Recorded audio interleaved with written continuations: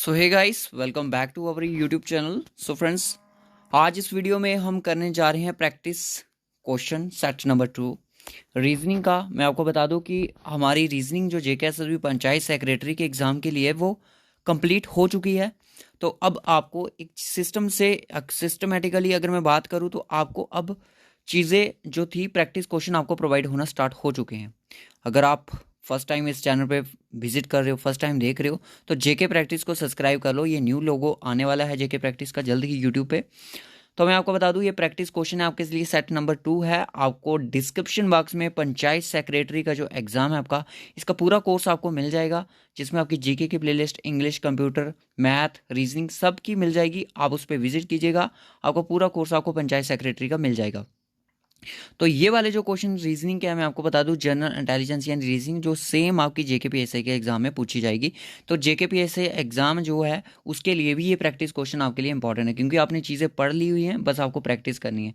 तो एसएससी के एग्जाम के लिए भी काफ़ी हेल्पफुल है। और ये सारे क्वेश्चन मैं आपको बता दूँ सीजीएल लेवल के हैं, सीजीएल लेवल के प्रैक्टिस क्वेश्चन हैं। ये किसी एग्जाम में पूछे नहीं गए हैं, और सीजीएल के लिए ये क्वेश्चन हैं। तो अगर आपने हमारे डिफरेंट डिफरेंट सोशल मीडिया के प्लेटफॉर्म भी अभी तक ज्वाइन नहीं किया, तो उनको भी जल्दी से ज्वाइन कर लो, क्योंकि ये वीडियो आपके लिए काफ़ी हेल्पफुल होने वाला है। तो चलिए फिर करते हैं स्टार्ट। और आप वीडियो को पॉज करके अपना आंसर ज़रूर कीजिएगा। जो भी आपका आंसर आएगा आपने हमारे साथ ज़रूर शेयर करना है।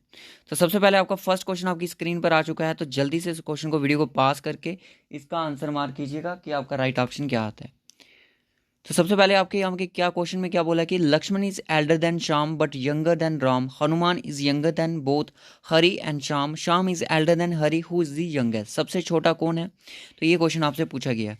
तो क्वेश्चन आपको इस तरह से पूछे जा सकते हैं, जैसे मैंने इंडेक्सिंग की बात की थी, अगर अरेंजमेंट की बात करूँ तो उसमें क्वेश्चन पूछे जा सकते हैं। तो आप सीजीएल लेवल का, तो सिलेबस आपका पूरा सीजीएल ही है, तो आपसे ये क्वेश्चन भी पूछा जा सकता है। सबसे पहले बोले कि लक्ष्मण जो है वो एल्डर है, यानी कि बड़ा है श्याम से। तो लक्ष्मण किससे बड़ा है? श्याम से बड़ा है। तो यहाँ पे एस लिख दूं मैं, यानी कि एल जो ग्रेटर देन है एस से। Okay, but younger than Ram, but Ram से वो छोटा है। तो राम को मैं यहाँ पे लिख लेता हूँ, राम यहाँ पे आ जाएगा। राम से बड़ा है, राम बड़ा है लक्ष्मण से, और लक्ष्मण बड़ा है किससे? श्याम से। Okay, Hanuman is younger than both Hari and Shyam, जो हनुमान है वो छोटा है श्याम से भी, और एक पर्सन है हरि। अब देख लेते हैं, Shyam is elder than Hari, Shyam जो है वो बड़ा है किससे? हरि से। वेट, राम बड़ा है, ठीक है, श्याम बड़ा है हरि से। ओके, ठीक है। तो श्याम कौन बड़ा है किससे? हरि से। तो उसके बाद अब आता है कि जो हनुमान है वो यंगर है, वो हरि से भी छोटा है और श्याम से भी छोटा है। तो Shyam is elder than Hari, Shyam जो है वो बड़ा है हरि से। हु इज द यंगेस्ट, तो अगर हनुमान सबसे छोटा है तो वो हनुमान को मैं यहाँ पे लिख लेता हूँ, हरि यहाँ पे आ गया मेरा। अब सबसे छोटा यहाँ पे बात की जा रही है कि कौन है सबसे छोटा। सबसे बड़ा कौन है? राम बड़ा है। फिर सेकंड नंबर पे लक्ष्मण बड़ा है, श्याम बड़ा है, हरि बड़ा है, फिर जाके आपका हनुमान सबसे छोटा है। ठीक है, हनुमान सबसे छोटा है। तो इसका राइट ऑप्शन आपका सी हो जाएगा। कितने बच्चों को क्वेश्चन क्लियर हो गया? आई होप आपको इसका आंसर पता चल गया हो। अब नेक्स्ट क्वेश्चन ध्यान से देखिएगा। Raju and his grandfather have an age difference of 65 years at present में। अगर बात की जाए after 10 years the sum of the age will be 95 years हो जाती है। What is the present age of Raju and his grandfather की एज क्या होगी? राजू की अगर मैं बात करूं तो राजू की प्रेजेंट एज एक्स है। तो उसके अगर मैं ग्रैंडफादर की बात करूं, तो एक्स प्लस 65 कह सकते हैं इस चीज को। ओके, यही चीज होगी ना। अब बोल रहा है कि ये चीज अब 10 साल के बाद क्या होगी। तो अगर मैं बात करूं एक्स प्लस 10, ठीक है ना, x plus 10, x plus 10 plus x plus 65 plus 10 is equal to 95। कितने बच्चों को क्लियर हो गया कि हमारे पास जब x की वैल्यू आएगी, इन चीज़ों को हम ऐड करेंगे तो हमारे 95 आ जाएगा। क्लियर हो गया सभी को? अब यहाँ पे x एक यहाँ पे है, तो x एक यहाँ पे है, तो हम क्या कर लेंगे 2x प्लस 10 और 10 20 और 85, 85 इजकल टू 95। अब क्या करेंगे? अब यहाँ पे देखिएगा 2x इजिकल टू 95 आपका इस साइड आ जाएगा और माइनस 85 हो जाएगा। तो 2x इजिकल टू 10, तो x की वैल्यू क्या आएगी 10/2 इजकल टू 5। तो x की वैल्यू अगर मैं बात करूं प्रेजेंट की, उस लड़के की एज कितनी होगी 5 ईयर्स। अब यहाँ पे हमें बोला गया 65 ईयर्स भी। अब यहाँ पे हमें एक चीज़ मिली थी, ये हमने प्रेजेंट की बात की थी एक्स एज थी किसकी, राजू की। राजू की क्या एज थी, एक्स ही। उसके ग्रैंडफादर की एज थी x + 65। ओके, तो x की वैल्यू हमारे पास 5 है और 65 करूंगा तो मेरे पास कितना आएगा 70। तो यानी कि जो राजू की एज 5 है और ग्रैंडफादर की एज 70 है, तो इनकी एज का जो डिफरेंस है वो 65 है। ओके, क्लियर है, आई होप क्लियर हो। अब ये क्वेश्चन आपको आपके सिलेबस में पूछे जाएंगे, क्वेश्चन प्रॉब्लम सॉल्विंग के रिलेटेड क्वेश्चन पूछे जा सकते हैं इसके। आपके सिलेबस में क्लियरली मेंशन ये चीज़ दी गई है 24, 20, 37। अब ये नंबर यहाँ तो एक दूसरे के साथ लेट कर रहे होंगे, यहाँ तो इनका कोई माइनस करके कुछ ऐसा सेम सिमिलर डिजिट होगा, यहाँ तो इनको प्लस करके कुछ सेम डिजिट आ रहा होगा। सबसे पहले आप देखिए यहाँ पे तो कोई बड़ा नंबर है ही नहीं कि 24 और 20 को कुछ ऐसा करूँ तो 37, ऐसा हो ही नहीं सकता। तो मैं काम करता हूँ 24 और 31 और 26 को प्लस करता हूँ, कितना आएगा मेरा 6 और 4 10 11 5 6 7 8 81 यहाँ पे आया। इसको प्लस करता हूँ 20 25 और 36 11 और ये कितना आया मेरा 4 और 3 7 और 8 81। यहाँ पे मेरा 81 आया, यहाँ पे भी 81 आ गया। ठीक है, अब ओबियसली सी बात ये है कि 37 + x + 19 इजकल टू 81। अब 37 और 19 कितना हो जाएगा, 9 और 7 आपका 16, 1 कैरी तो 56। तो 81 में से 56 को माइनस कर दो, 11 में से 6 गया आपका 5 और 7 में से 5 गया तो 2। तो 25 आपका यहाँ पे वैल्यू आपने पुट करनी है, आपका आंसर आ जाएगा। क्लियर है, इस तरह से आपको इस क्वेश्चन को सॉल्व कर सकते हो। ये सारा फंडा मैंने बताया हुआ है कि किस तरह से क्वेश्चन को सॉल्व करना है। अब इस चीज़ को देखिएगा ध्यान से, 6 5 4 इसका क्या सिस्टम चल रहा है। अभी यहाँ पे बड़ा नंबर हमें मिल चुका है, यहाँ पे देखिए हमें बड़ा नंबर मिल चुका है।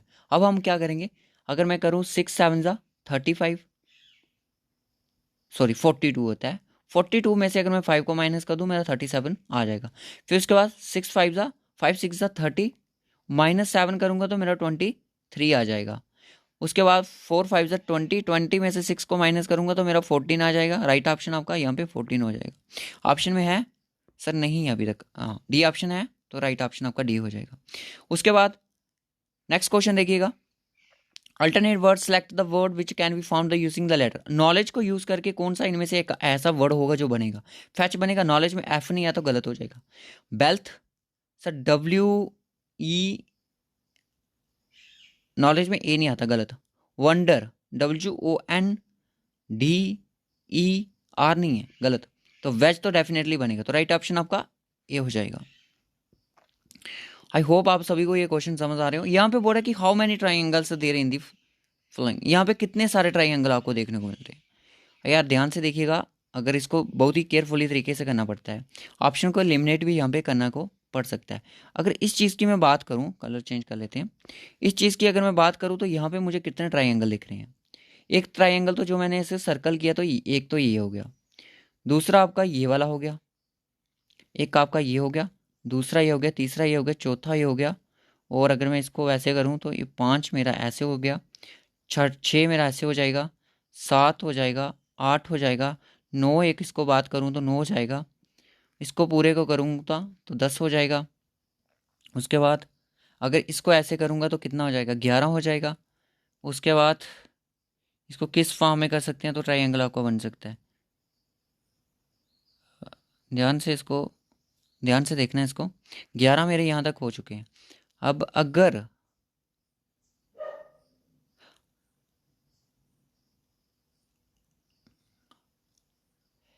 1 2 3 4 और एक 5 ऐसे, 6 ऐसे, ठीक है, 6 ऐसे और एक 7 ऐसे, 8 ऐसे, 9 ऐसे हो जाएगा, 10 एक बाहर वाला हो जाएगा, एक ऐसे हो जाएगा,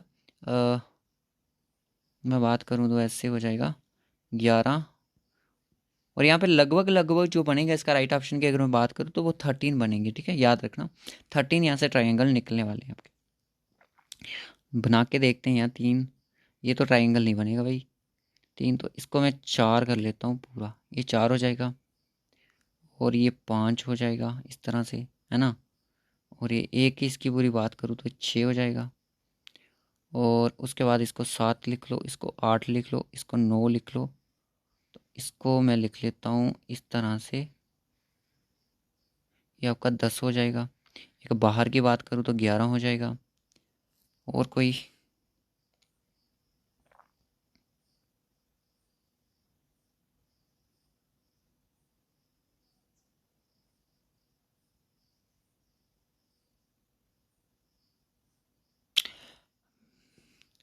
मेरे तो 11 ही निकल रहे हैं, आपके कितने निकल रहे हैं इस चीज़ को ध्यान से देख लीजिएगा।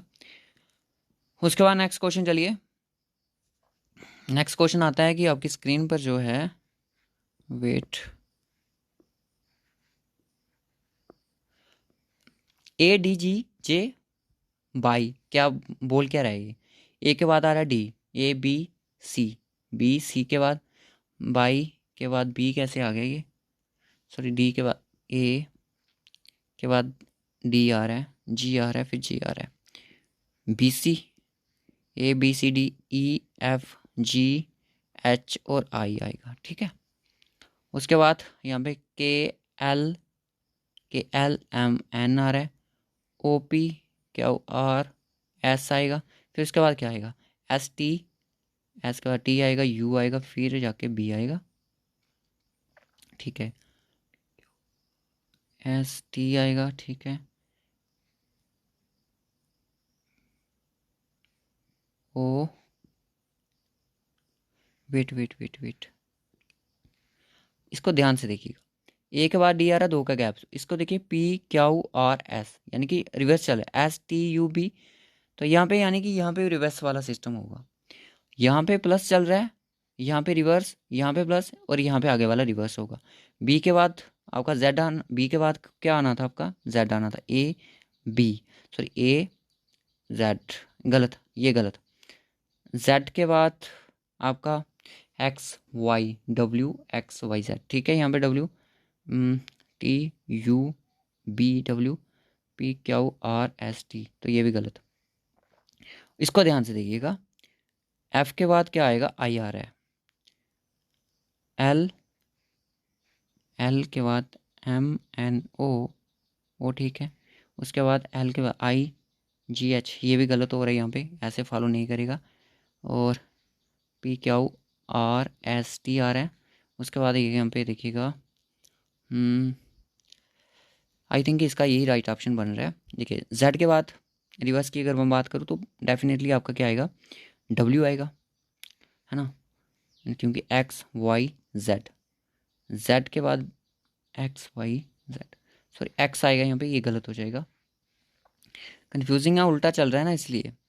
B के बाद Z यहाँ पे ठीक आ रहा है, तो B के बाद Z आ रहा है, ओके। फिर BWXYZ, तो यहाँ पे अगर मैं बात करूँ तो B के बाद, B से Z के बाद क्या जा रहा है?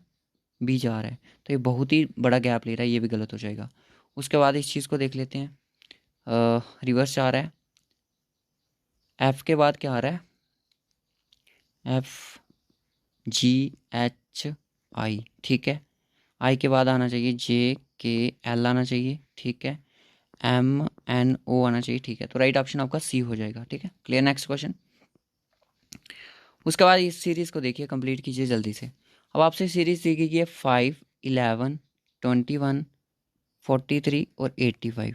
इसको देखिए, 5 2 10, 5 2 10 plus 1 equal to 11, okay. 11 2 22 plus -1 equal to 21, यानी कि यहाँ पे माइनस हो रहा है, एक प्लस होगा, तो 21 into 2 equal to 42 plus 1 equal to 43। तो 43 into 2 equal to 86 minus 1 equal to आपका 85। तो 85 इंटू 2 इजकल टू कितना आएगा? 170, और प्लस 1 इजकल टू 171। तो 171 is the right option, option C is the right option.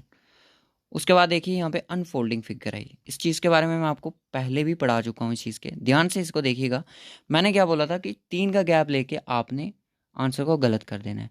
अगर ये वाला पोर्शन आपको कहीं पे दिख रहा है प्लस, और आपका ये वाला वो गलत हो जाएगा, प्लस और ये वाला ये गलत, उसके बाद यहाँ पे देखिए, अगर ये वाला सर्कल और स्केयर और सर्कल कहीं पे आपको दिख रहा है, ये भी गलत हो जाएगा। सर्कल और स्केयर यहाँ पे है ही नहीं है।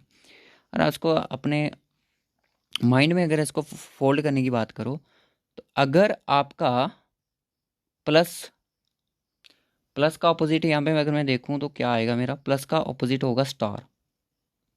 स्टार यहाँ पे प्लस का ऑपोजिट होगा। वो अगर प्लस और स्टार कहीं पे दिख रहे हैं उसको गलत कर दो, ये गलत ये गलत, दो ऑप्शन यहाँ पे गलत हो जाएगा। अगर आपको बॉक्स और ये डार्क सर्कल कहीं पे दिख रहा है, इसको भी गलत कर दो। बॉक्स और डार्क सर्कल दिख रहा है तो गलत कर दिया सर। ओके, अब आपको यहाँ पे अगर कहीं पे भी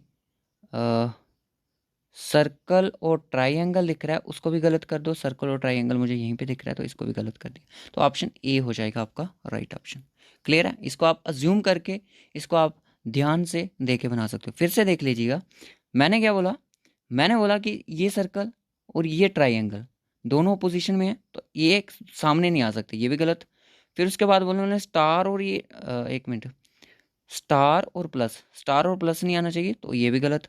तो ये आपका दोनों स्क्वायर और डार्क सर्कल आ रहा था, ये भी गलत। Option is the correct option. Okay, बना के देख सकते हो पेज पे, मैंने जैसे इसका आपको एक्सपेरिमेंट करना सिखाया था वैसे भी कर सकते हो। अकॉर्डिंग टू डिक्शनरी इन वर्ड को अपनी अरेंज करना है। तो सबसे पहले यहाँ पे बी एच एफ एस और एस, तो सबसे पहले बी आएगा, यानी कि वन कहीं ना कहीं फर्स्ट है, तो वन आपका एक ही ऑप्शन है सी, तो यही है, इसी को मान के चलो। उसके बाद आपके पास एक ऑप्शन और आ गया एनलॉजी का, इसको देख लीजिएगा। 417 यानी कि 4 × 4 करोगे तो 16 आएगा, तो +1 करोगे तो आपका ओबियसली 17 आ जाएगा। JKPSI के एग्जाम में ऐसा ही क्वेश्चन पूछा गया था। 7 7 49 होता है, +1 करूंगा तो मेरा 50 आ जाएगा। ऑप्शन 50 में है तो राइट ऑप्शन आपका ए हो जाएगा। नेक्स्ट क्वेश्चन को चलिए, अब यहाँ पे इस चीज़ को देखिएगा। 576 ये मुझे डिविजिबल लग रहा है, 576 लग रहा है डिविजिबल किसका, 12 का। तो 4 टाइम करूँगा तो 48, और इसको करूँगा मैं 8 सा तो 96 आ जाएगा मेरा, तो ये क्लियर हो जाएगा। यानी कि इसको डिवाइड करने पर मेरा 48 आ रहा है।